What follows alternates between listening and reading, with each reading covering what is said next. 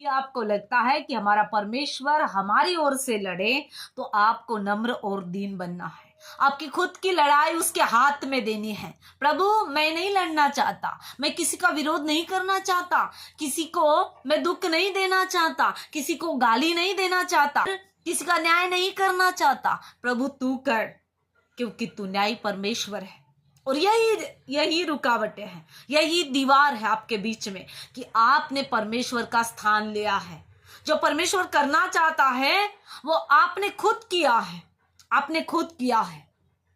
मैं आज आपको बताना चाहती हूं, परमेश्वर उनकी ओर से लड़ता है जो कहते हैं कि मैं लड़ नहीं सकता, मेरी लड़ाई मैं तेरे हाथों में सौंपता हूं, क्योंकि मैं उस काबिल नहीं हूं।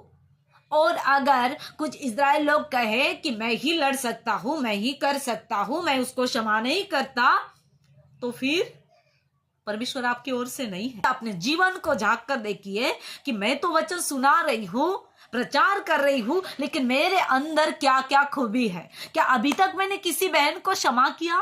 क्या अभी तक मैंने किसी को माफ किया, भला बुरा कहा? यह आपको जांचने की जरूरत है, क्योंकि बहुत सारे लोगों को वचन सुनाना बहुत अच्छा लगता है, लेकिन उसके आज्ञा का पालन करना, उस वचन पर चलना बहुत ही कठिन है।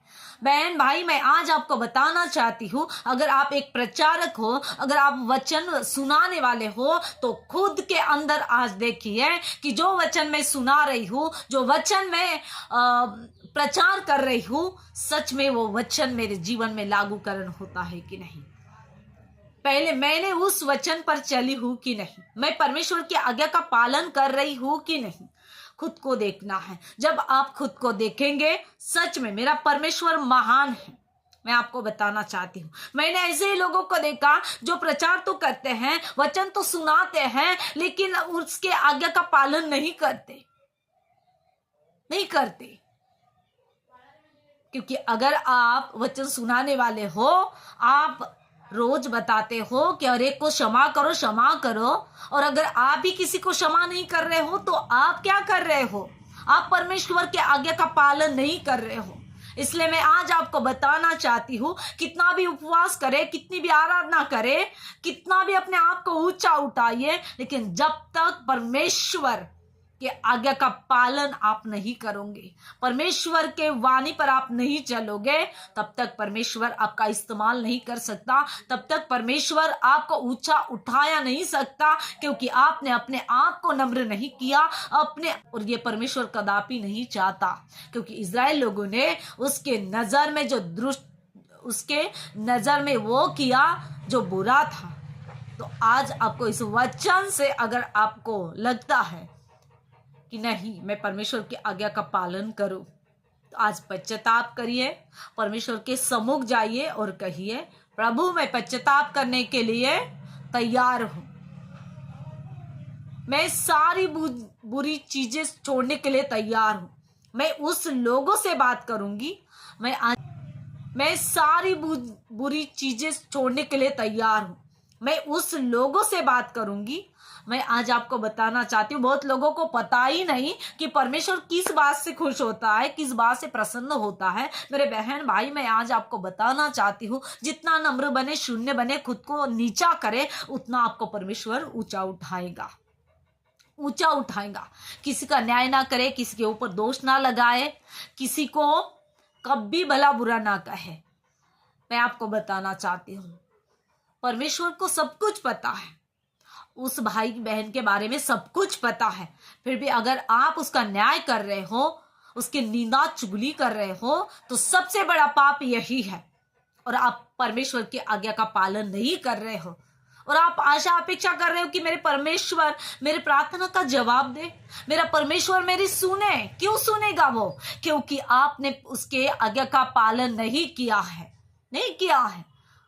बहुत सारे बहनें हैं जो प्रेज द लॉर्ड तो लेती है, लेकिन मन में कड़वाहट है, उसने दिल से क्षमा नहीं की किसी को। मैं आज आपको बताना चाहती हूँ, जिसके ऊपर परमेश्वर का अनुग्रह है, जिसके ऊपर परमेश्वर की सामर्थ्य है, वो बहन भाई ज्यादा देर तक किसी के ऊपर नाराज नहीं रह सकता, और वो तुरंत क्षमा करता है, क्योंकि परमेश्वर का आत्मा झुकाना सिखाता है। है ना, कितना भी विरोधी हो, कितना भी शत्रु हो आपका, लेकिन परमेश्वर का आत्मा आपको कहता है कि इसको क्षमा मांग। अगर आपके अंदर परमेश्वर का आत्मा है तो आपको क्यों नहीं ऐसा लगता कि मैं भी इससे क्षमा मांगू।